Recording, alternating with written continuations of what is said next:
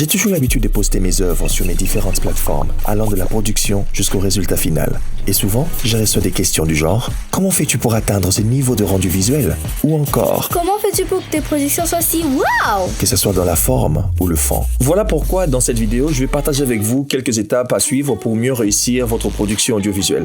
Surtout en espérant que ces étapes vous permettront d'élever la qualité de votre production qui vont certainement se refléter par la qualité finale de votre produit.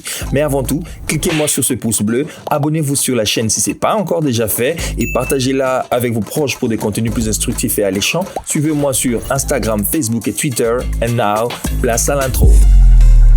Vous avez certainement déjà suivi une centaine de films, mais probablement vous n'avez jamais remarqué combien d'entre eux n'ont que deux dominantes couleurs dans la plupart des scènes.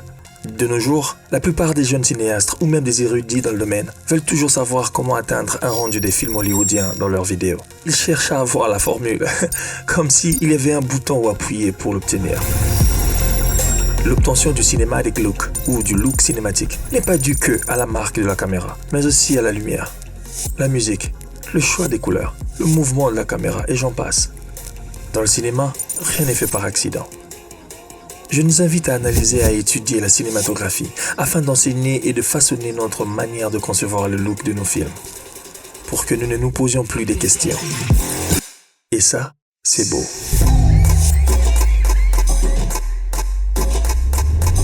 Hey, salut tout le monde, j'espère que vous allez bien, moi je vais super bien. Je me fatiguerai jamais de dire combien une bonne préparation produit toujours un excellent résultat dans n'importe quel domaine de la vie. Dans le cinéma, il n'est toujours pas question d'avoir une connaissance de la matière, mais plutôt pour faire une bonne préparation pour avoir une production à succès. Et cela commence par le dossier des prods. Le dossier de production est un dossier qui contient plusieurs éléments. Allant du script de base, la nom d'intention du réalisateur, le casting, wardrobe,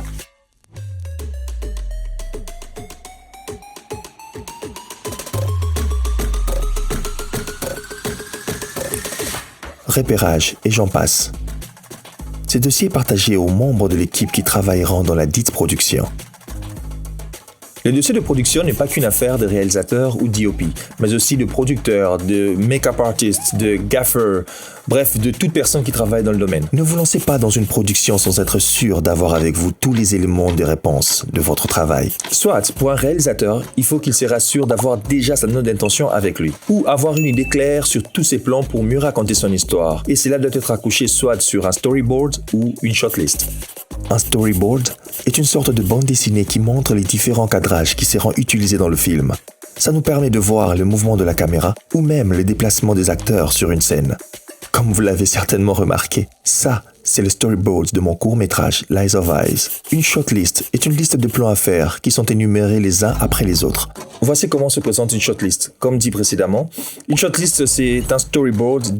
Au lieu que ça soit dessiné, c'est écrit.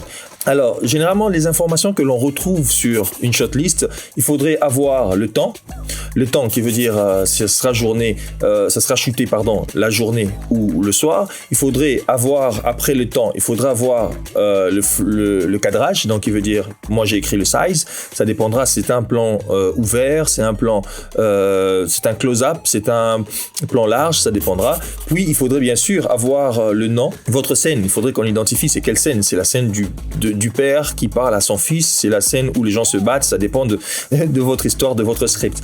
Et à part ça, il faudrait après avoir la description, parce qu'il faudrait quand même un peu expliquer, parce que la shortlist, normalement, c'est quelque chose que vous partagez. Savoir que, ok, à partir d'ici, ok, cette scène parle de ceci ou cela. Par exemple, dans le mien, dans cette shortlist que j'avais eu à faire pour le film Canal+, que j'avais tourné en 2019, l'idée était de parler, dans cette scène, c'était la scène qui se passe dans un couloir où un enfant courait. Et je l'ai bien écrit en disant, l'enfant fait une entrée champ en courant vers le salon. Donc, toute personne qui va lire comprendra ce qui se passe. C'est quoi l'action qui se passe sur cette scène-là.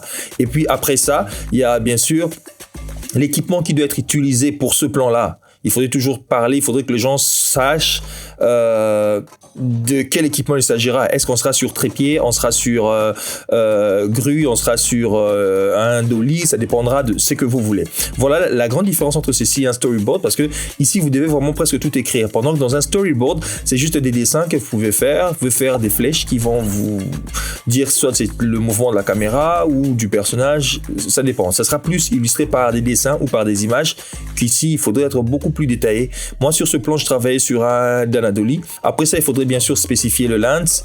Quel lens nous allons utiliser? C'était pour moi le 25 mm. Écran avec message, pour moi c'était on aurait un texte sur écran, je mets juste le détail. Ça c'était beaucoup plus pour la partie post-production. Donc pour dire que cette shortlist part de la production, de la pré-prod, pour que ça soit actif dans la production et aussi dans la post-production, parce que même la personne qui fera le montage, il devra suivre, savoir, oh, qu'est-ce qui se passe ici? Ok, sur cette scène, voici ce qui se passe. Et moi, voici comment moi je présentais ceci. C'était, je présentais mes éléments. Quand je parle de la journée, je mets carrément le soleil pour montrer que ça sera en plein jour. Si je mets la nuit, donc pour montrer que ça sera le soir que ça se passe, ça dépend, même si c'est shooté dans un studio, mais c'est pour qu'on sache que dans ce studio, le temps qu'il doit faire dans ce studio-là, on doit avoir l'impression qu'il fait nuit dehors. Un DOP ou un directeur de la photographie doit se rassurer d'avoir bien compris le besoin de son réalisateur. Et cet échange s'est fait par des séances de travail autour d'un mood board. On repart encore dans l'Eyes of Eyes. Un mood board est un document qui rassemble plusieurs références en images, qui présente le look et l'atmosphère que le film aura. Ok, maintenant on va un peu voir le mood board, comment ça se présente. Ça, c'est mon mood board. C'est le mood board que j'ai eu à utiliser pour l'Eyes of Eyes. Et quand on entre dedans, on se rend compte que, personnellement, j'ai parlé d'acteur.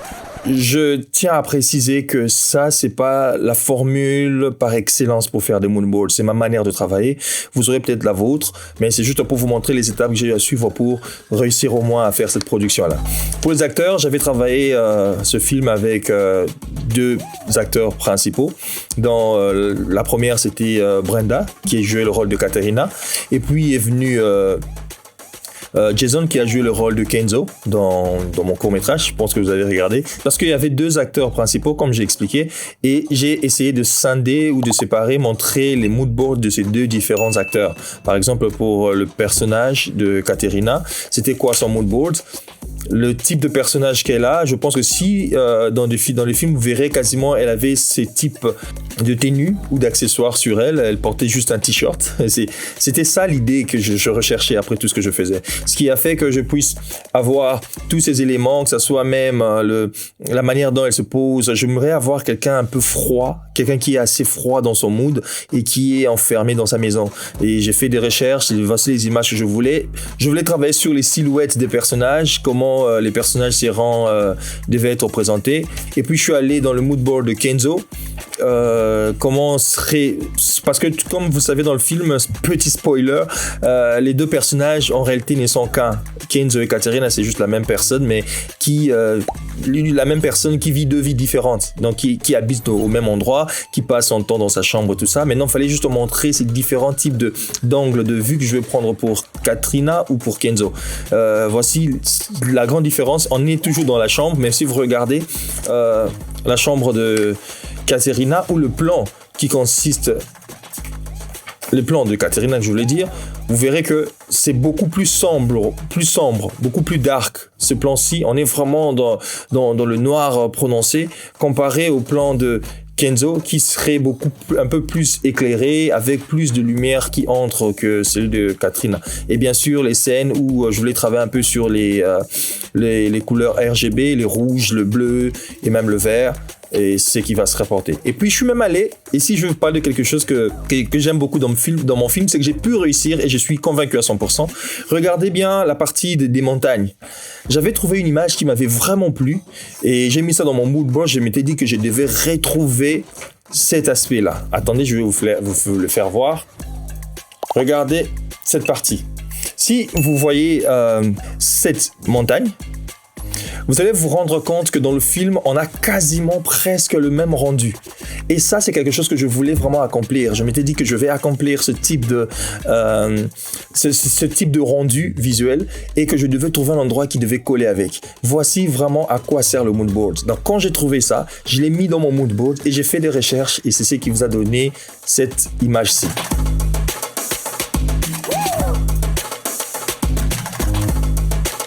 En regardant cette image, vous vous rendez compte qu'on est vraiment pas très loin de ce rendu. Le rendu où on a les collines de loin, on a le soleil et même le grading un peu de ce film.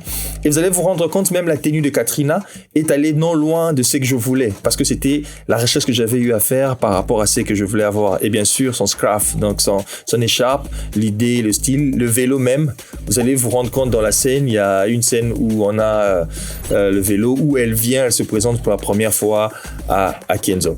Donc en gros, voilà un peu comment se présente le mood board. Et ça c'est maintenant le repérage que j'ai fait de la vraie vie quoi. Par exemple, je voulais avoir cette maison. Vous remarquez ce plan-ci. Regardez le plan qui est là. Et j'ai fait en sorte de trouver une maison qui correspond un peu au plan qui est de notre film. Et ça, c'est vraiment l'utilité et l'importance d'un mood board. Et je vous conseille de faire autant. Ça aide vraiment à aller plus vite et avoir des idées claires et précises dans une production. Pour un producteur, il doit se rassurer que tout est calé, que tous les contrats sont signés. Il doit discuter avec chaque membre de l'équipe concernant leurs fees ou paiements. Il se rassure que chaque département a tous les éléments nécessaires pour lancer la production. Ça, c'est une question que l'on pose avant le jour du tournage et non pendant. Pendant dans le sens où c'est pas le jour J que vous allez vous rendre compte qu'il y a quelque chose qui n'a pas été fait ou il y a quelque chose qui n'a pas été programmé ou préparé avant. Voilà le pourquoi il faudrait poser toutes les questions avant le jour du tournage. Il faudrait avoir tous les documents possibles avant même d'arriver au jour du tournage. La bonne préparation d'une production passe par une bonne séance de briefing avec toute l'équipe. Ici, l'idée est de mettre tout le monde à l'aise, car un briefing efficace donne toujours une bonne motivation à l'équipe. Nous devons considérer nos techniciens en les mettant dans un standing élevé pour leur ajouter cette estime de soi et leur faire comprendre indirectement combien cette production est importante et doit être excellente. Non les amis, comprenez-moi bien. Je ne suis pas en train de dire qu'il faudrait forcément les placer dans des hôtels 5 étoiles pour qu'ils se sentent valorisés. Non, j'ai dit simplement que tout commence par le mental. Par comment vous voulez que les autres dirigent leurs pensées et mentales concernant votre production. Tiens par exemple, prenons le cas du projet Bakosale Lokote. Je voulais que la team voie la grandeur du projet quand on était au point de commencer. Que cela devienne leur manière de réfléchir quand ils pensent à cette production. Nous avons fait des réunions autour des petits plats et dans des cadres qui étaient bien reposants. Bon, j'avoue que ça m'avait un peu saigné quand même. Mais c'était pour une bonne cause et je pense certainement que vous avez pu voir le résultat. Je vous rassure qu'après ces genres de réunions avant la production, les liens sont bien resserrés. Là, on devient vraiment une team. La collaboration devient plus fluide lorsque les liens pareils sont créés. Il ne faut pas montrer à ton équipe que tu peux te passer d'elle. Mais par contre, il faut leur faire comprendre qu'ils sont importants et surtout qu'ils ont une pierre à ajouter dans ta production. La séance de débriefing autour d'un petit plat ou d'un cadre reposant n'est pas le seul élément important pour la préparation d'une bonne production. Après avoir bien expliqué le concept et discuté sur chaque point ou élément des différents départements, il faut maintenant faire toucher à l'artiste la matière. En d'autres termes, faire le brief physiquement sur le lieu où se déroulera la production. On reste sur ça pendant que la maman, elle sort pour aller. Donc c'est ici qu'on va passer. Rassurez-vous que vous avez tous les acteurs dans les repérages avec vous. Les acteurs, donc le chef de tous les départements. Car par eux, le brief sera déversé plus tard chez les membres des départements respectifs. Sachez que les briefs sur le site sont très importants, car généralement c'est sur place que l'on décide vraiment sur quel équipement on va utiliser. Vous pouvez vous dire que, ok, moi je vais utiliser un slider ou un trépied sur telle scène ou sur telle prise, mais en vous rendant sur place, vous pouvez vous rendre compte que le sol ne vous permettra peut-être pas de poser votre trépied ou d'utiliser le slider à ce niveau-là. Prenez votre temps à bien expliquer et laissez-vous bercer et guider par les nouvelles idées qui pourront subvenir sur le lieu. Après avoir décidé des équipements qui seront utilisés, il faudrait maintenant faire les gear checks. Le gear check, c'est cette séance qui consiste à faire le test de chaque équipement et connaître leur état. Oui, il est très important de le faire. Et sachez que le gear check ne se fait pas que lorsque vous allez louer les équipements. C'est même lorsque vous êtes vous-même propriétaire de votre propre équipement. Il faudrait à chaque fois checker les équipements avant d'aller en production. Parce que je vous assure, c'est vraiment pas très agréable d'arriver à un endroit un lieu de tournage et se rendre compte que l'objectif ne marche plus bien ou que la caméra est abîmée. Bon, ça, j'espère que ça ne vous est pas arrivé. Ou encore, la pile n'est pas chargée ou la pile ne fonctionne pas bien. L'idéal, c'est toujours tout checker avant d'aller en production. C'est comme si vous faisiez même une petite production vous seul avec les équipements là où vous vous trouvez. Vous filmez même vos chaussures si vous voulez. Mais histoire juste d'être sûr que tout marche très bien, que les lumières, tout s'allume, il n'y a pas une lampe qui ne marche pas. Le gear check doit se faire au moins 2 jours avant la production pour vous laisser le temps de mieux vous familiariser avec. Ou encore de trouver d'autres solutions au cas où il y a un élément qui ne répond pas. Après le gear check, vient finalement la production. Les amis, sachez une chose, dans la production, vous avez besoin d'avoir un très grand cœur pour travailler avec tout le monde. Action! Il ne faut pas être prompt à la colère. Retenez, être sévère ne veut pas dire être mal poli. Le mental de toute la production dépendra du vôtre. Soyez toujours à l'écoute des autres et ouvert pour recevoir des observations. Action! Maman! Car comme dit précédemment, si vous avez choisi de travailler avec eux, c'est certainement pour ce qu'ils peuvent ajouter comme touche dans votre production.